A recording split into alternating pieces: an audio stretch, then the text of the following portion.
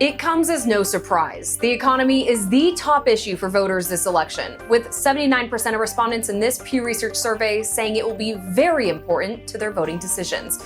And likely voters seem to favor Republicans for the job, from bringing down inflation to dealing with taxes and creating jobs. That's also no surprise, in part because Democrats have had the reins the past 2 years, and especially in hard times, the party in power loses favor in the midterms.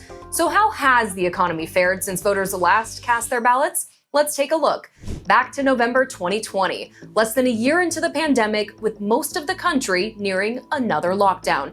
Gas was $2.14 a gallon, recovering from pandemic-destroyed demand. Whereas today, Americans will spend around $3.77 to drive to the polls, a 76% increase.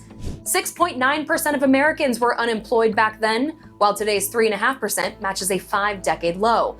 And though actual hourly wages have gone up nearly $3, real wages, which are adjusted for inflation, are down more than 3%.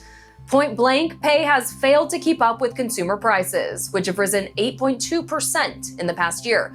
A dozen eggs is now double what it cost during the last election, and here's what you're facing in the market for a new car.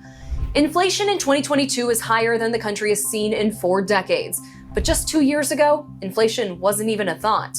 Now the Federal Reserve is hiking interest rates to try to cool prices, a crunch that's had a huge impact on home buying. The week of the election in 2020, the average 30-year fixed mortgage rate was 2.78%. Now it's 2.5 times higher at 6.94. The average price of a home is also dramatically higher, from sub $400K to $525. What's the dollars and cents of it all? A 20% down payment is $25,000 more expensive, and a monthly mortgage payment has more than doubled in 2 years' time. What economic issues matter most to you as you cast your vote? Let me know in the comments.